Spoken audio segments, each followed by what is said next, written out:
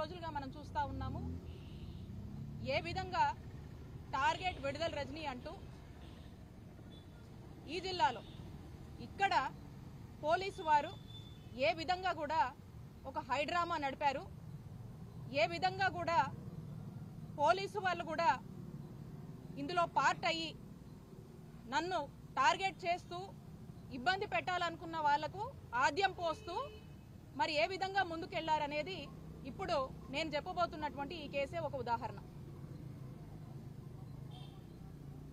ఎవరో గాలి పోగేసుకొని కట్టుకథలు అల్లి నన్ను టార్గెట్ చేస్తూ నా ఫాలోవర్స్ని మా స్టాఫ్ని ఇబ్బంది పెట్టాలని చెప్పేసి ఆ గాలి పోగేసుకొని తెచ్చి ఇచ్చినటువంటి ఒక కంప్లైంట్, ఆ గాలి పోగేసుకొని తెచ్చినటువంటి అల్లినటువంటి ఆ కథ చూస్తే దాంట్లో కూడా నన్ను టార్గెట్ చేసే భాగంలో పోలీసుల పాత్ర కూడా ఆ కంప్లైంట్ రాసినటువంటి ఆ రాస్తున్న విధానంలో చేసిన అల్లినటువంటి ఆ కథలో వాళ్ళ పాత్ర ఉందేమో అని నా అనుమానం.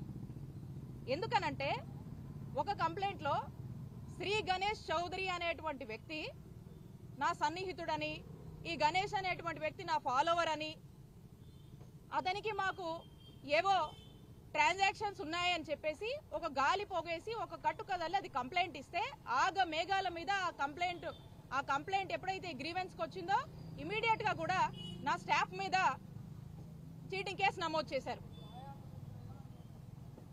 ఒక్కసారి మనం చూస్తే శ్రీ గణేష్ చౌదరి నా సన్నిహితుడా? ఎవరి శ్రీ గణేష్ ఒకసారి చూద్దాం. మీరు చూసినట్టయితే ఇందులో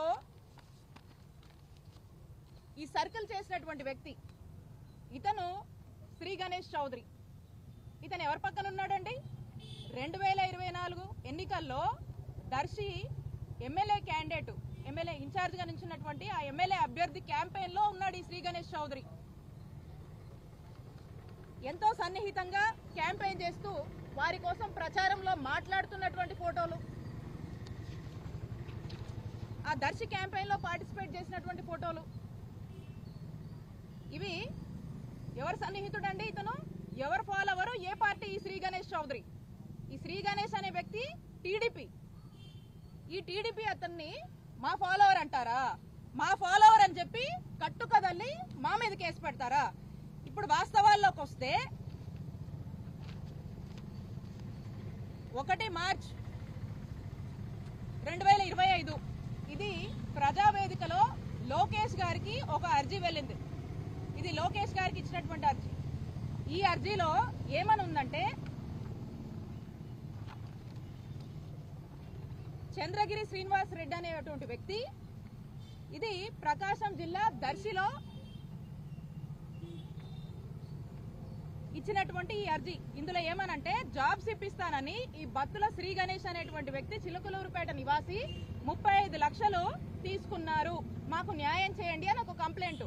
ఈ అర్జీలో క్లియర్ గా మీడియా వాళ్ళకు కూడా చెప్తా ఉన్నా, సార్ బత్తుల శ్రీ గణేష్ అనే వ్యక్తి నాకు గుంటూరు విజ్ఞాన్ కాలేజ్ దగ్గర మా అమ్మాయికి సీట్ ఇస్తానని పరిచయం అయ్యాడు.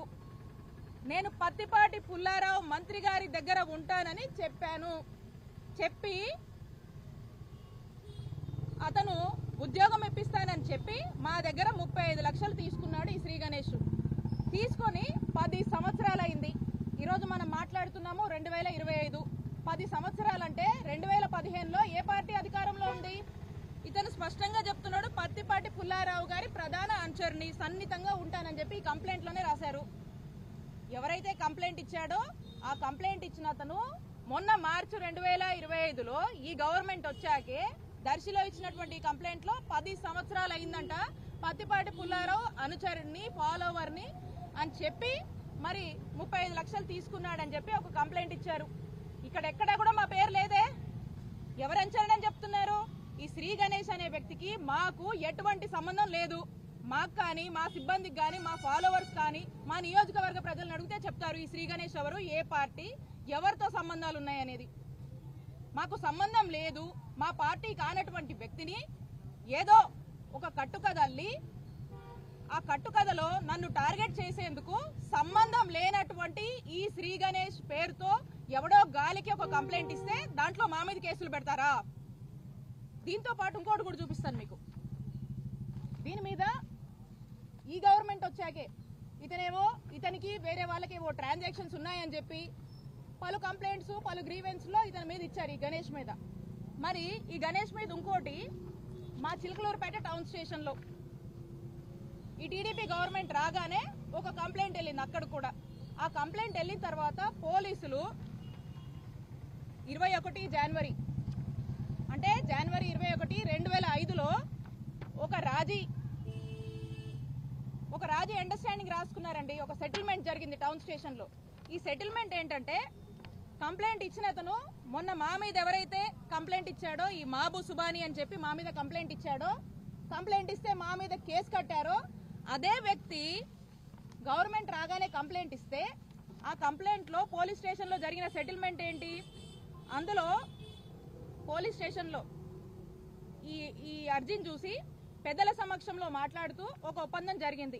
అది 1 మార్చి 2025కి పార్టీ ఏదైతే ఈ బత్తుల కుమారస్వామి, బత్తుల గణేష్, శ్రీ గణేష్ చౌదరి ఉన్నారో వీళ్ళు ఈ మాబు సుబాని అనేటువంటి వ్యక్తికి ఏదో ట్రాన్సాక్షన్స్ ఉన్నాయని చెప్పి దాంట్లో భాగంగా సెటిల్మెంట్ లో 6 లక్షలు ఈ శ్రీ గణేష్ అనే వ్యక్తి ఆ మాబు సుబాని వాళ్ళకి ఇవ్వాలని చెప్పి ఒక సెటిల్మెంట్ జరిగి దాని మీద అండర్స్టాండింగ్ తో ఒక పత్రం రాసుకున్నారు.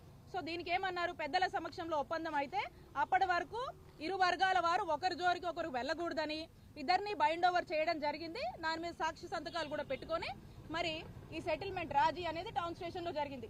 ఇక్కడ మా పేరు లేదే.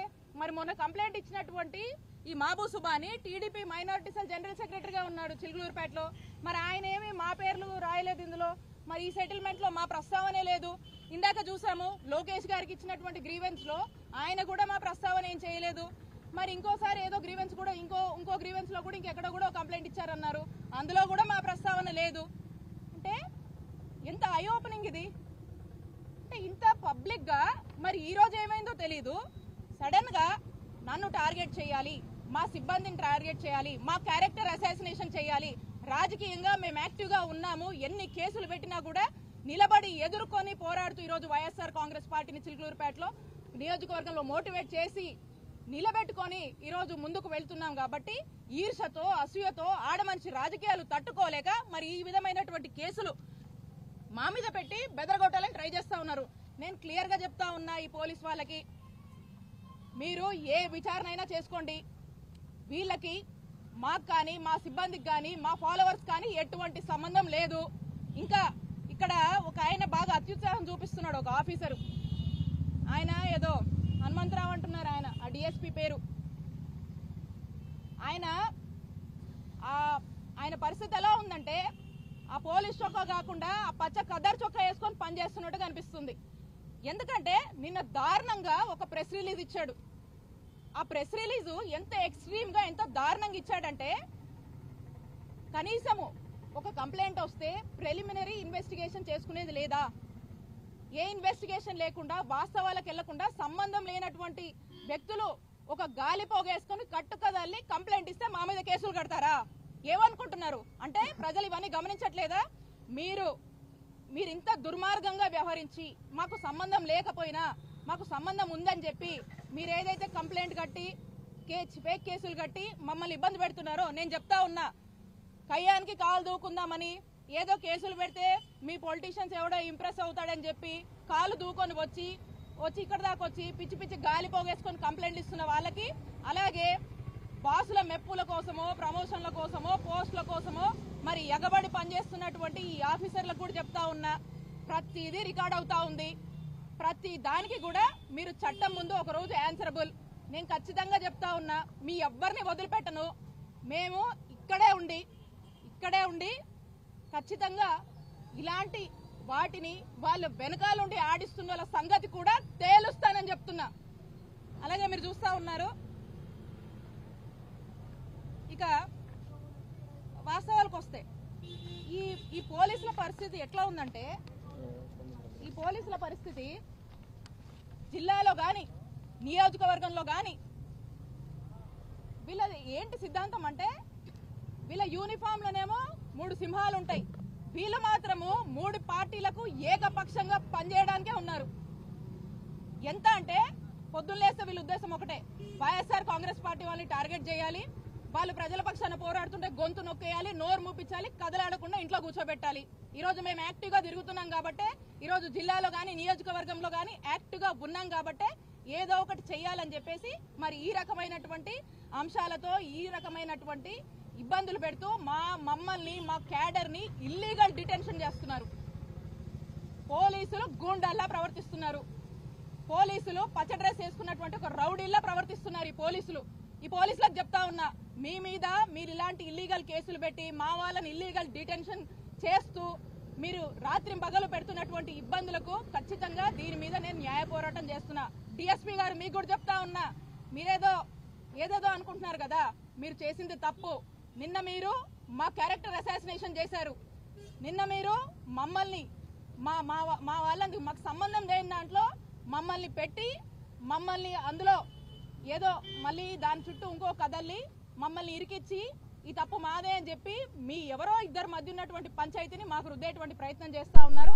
మీకు చెప్తా ఉన్నా, దీని మీద నేను డిఫర్మేషన్ వేస్తాను. దీని మీద నేను అవసరమైనటువంటి అన్ని నాకున్న ఆప్షన్స్ అన్ని ఎక్స్ప్లోర్ చేసి హ్యూమన్ రైట్స్ కి వెళ్తాను, నేషనల్ ఉమెన్ కమిషన్ కి వెళ్తాను.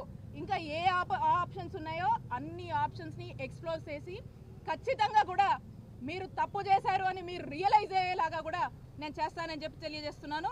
అలాగే మా నియోజకవర్గంలో కొంతమంది పోలీసులు, అందరు కాదు నేను చెప్తుంది, ఆ కొంతమంది పోలీసులు అత్యుత్సాహం ప్రదర్శించి చేస్తున్న వాళ్ళకు మాత్రమే చెప్తా ఉన్నా. And at the same time నియోజకవర్గంలో యథేచ్ఛగా రేషన్ మాఫియా నడుస్తుంది. నేను అడుగుతున్నా ఈ పోలీసుల్ని, ఇద్దరు చచ్చిపోయారు రేషన్ మాఫియాలో భాగంగా, మరి ఏది దాని గురించి ఏం చేశారు చెప్పండి. దాని మీద ధ్యాస లేదు. యథేచ్ఛగా పేకాట నడుస్తుంది, పేకాట శిబిరాలు పెరిగిపోతా ఉన్నాయి, ఇష్టం వచ్చినట్టు క్లబ్బులు నడుపుతున్నారు. మరి అవెక్కడ కట్టడి చేస్తున్నారు? వాటి మీద కూడా ధ్యాస లేదు. గ్రావెల్ నడుస్తూ ఉంది, గ్రావెల్ మాఫియా చేస్తూ ఉన్నారు. ప్రతి పనికి డబ్బులు వసూలు చేస్తూ ఉన్నారు. అక్రమంగా ఎన్ని చేస్తున్నా కూడా ఇటేటిని కంట్రోల్ చేయరు. ఇవేవి మీకు కనపడవు. నేను అడుగుతా ఉన్నా, మరి మొన్న గ్రీవెన్స్ లో చాలా కంప్లైంట్స్ వచ్చే ఉంటాయి కదా, ఆగమేఘాల మీద నన్ను టార్గెట్ చేస్తూ మా వాళ్ళ మీద పెట్టినటువంటి కేసు అంతే ఇంట్రెస్ట్ మరి వేరే ప్రజలందరూ కామన్ ప్రజలు చాలా మంది వచ్చారు కదా, సామాన్య ప్రజలు చాలా మంది వచ్చి చాలా గ్రీవెన్సెస్ ఇచ్చారు కదా, మరి ఎన్ని కేసులు కంప్లైంట్లు ఎన్ని కట్టారు? ఎన్నిటి మీద కేసు కట్టారు? ఎన్ని సాల్వ్ చేశారు? ఎన్నిటి మీద ఏం స్టేటస్ ఉంది చెప్పండి. అంటే ఇది కావాల్సుకొని ఒక పొలిటికల్ వెండెట్టాతో చేస్తున్నారు కాబట్టి ఇమీడియట్ గా అలా కంప్లైంట్ రావడము, వాళ్ళని మీరే పంపిస్తారు, మళ్ళా కథ మీరే రాస్తారు, మళ్ళీ కేసులు మీరే పెడతారు, మీరే ప్రెస్ నోట్లు ఇస్తారు, మీరే ప్రెస్ రిలీజ్ చేస్తారు. ఎవరి జీవితాలు నాశనం చేద్దాం అనుకుంటున్నారు? నేను చెప్తా ఉన్నా, ఇది మీరు చేస్తుంది తప్పు. ఏదైతే ఒక చెడు సంస్కారానికి మీరు బీజం వేశారో, మీరు ఫౌండేషన్ వేశారో, అది ఖచ్చితంగా మిమ్మల్ని దహించి వేస్తుందని తెలియజేసుకుంటున్నాను. అందరినీ ఒకటే రిక్వెస్ట్ చేస్తా ఉన్నాను, ఎవరైనా కూడా ఓ గాలి పోగేసుకొని వచ్చినప్పుడు, ఓ గాలి మాటలతో వచ్చినప్పుడు ప్రతి అధికారిని రిక్వెస్ట్ చేస్తా ఉన్నాను, వాస్తవాల్లోకి వెళ్ళండి, బేసిక్స్ చూడండి, చూసి వాస్తవాలు ఉంటే ఆ ప్రిలిమినరీ ఎంక్వైరీ చేసిన తర్వాత కేసులు కట్టండి. అవాస్తవాలతో అక్రమంగా వైఎస్ఆర్ కాంగ్రెస్ పార్టీ అయితే చాలు, వాళ్ళ క్యాడర్ అయితే చాలు ఇబ్బంది పెట్టొచ్చు అని చెప్పి అడుగులు ముందేస్తున్న మీ అందరినీ కూడా కోరుతా ఉన్నాను. ఇది తప్పు, మీరు చేస్తుంది తప్పు. దీనికి ఖచ్చితంగా ఇంతకింత గుణపాఠం మీకు నేర్పిస్తాము. మేము చట్టం ముందు మిమ్మల్ని దోషులుగా నిలబెడతామని తెలియజేసుకుంటా ఉన్నాను. నాకు కానీ మా సిబ్బందికి కానీ ఈ ఇష్యూతో, ఈ గణేష్తో మాకు ఎటువంటి సంబంధాలు లేవు, ఈ కేసుతో మాకు ఎటువంటి సంబంధం లేదు. మీరు ఏ దానికైనా కూడా మీరు ఏం ఇంటరాగేషన్ చేస్తారో, ఏం ఇన్వెస్టిగేషన్ చేస్తారో చేయండి, మేము అన్నిటికీ సిద్ధమే. నేను ఎస్పీ గారిని ఒకటే కోరుతా ఉన్నాను, ఈరోజు కలిసి ఒక రిప్రజెంటేషన్ ఇచ్చి రిక్వెస్ట్ చేయడం జరిగింది. ఏంటంటే ట్రాన్స్పరెంట్గా ఈ కేసు మీద విచారణ జరపండి. మాకు అనుమానాలు ఉన్నాయి. వాంటెడ్గా మీ వాళ్ళే ఉండి, టీడీపీ వాళ్ళే కథ రాసి, టీడీపీ వాళ్ళే కంప్లైంట్ ఇచ్చి, టీడీపీ వాళ్ళే మాకు సంబంధం ఉందని అంటగట్టి మళ్ళీ వాళ్ళే ఇది చేస్తూ ఉంటే ఏకపక్షంగా పోలీసు వెళ్తున్నారు. కాబట్టి జెన్యూన్గా, ట్రాన్స్పరెంట్గా విచారణ జరగాలని పోలీసు వారిని ఈరోజు కోరడం జరిగింది.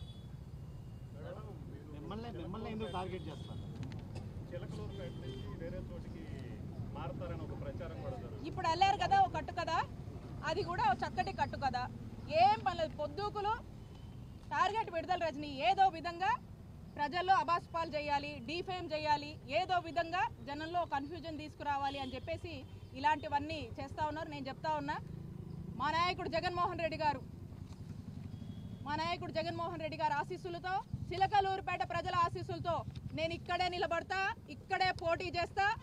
భగవంతుడి ఆశీస్సులతో, ప్రజల ఆశీస్సులతో ఖచ్చితంగా వైఎస్ఆర్ కాంగ్రెస్ పార్టీని గెలిపించుకుంటామని తెలియజేసుకుంటాను. ఉమ్మడి గుంటూరు జిల్లాలో మాజీ ఎమ్మెల్యేలు, మాజీ మంత్రులు చాలా మంది ఉన్నారు. వై విడుదల వ్యతిరేక టార్గెట్? వై? ఆడమనిషి రాజకీయాల్ని ఓర్చుకోలేక అసూయతో, ఈర్షతో చేస్తున్నటువంటి టార్గెట్లు ఇవి.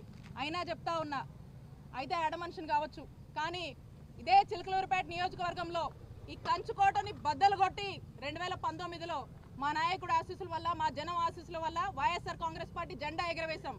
టైం వచ్చినప్పుడు మళ్ళీ ఇదే రిపీట్ అవుతుంది, గుర్తుపెట్టుకోండి. మీరు చేస్తున్న అన్నిటికీ అన్ని రికార్డ్ అవుతున్నాయి, ఇంతకింత అనుభవిస్తారు అని హెచ్చరిస్తున్నా.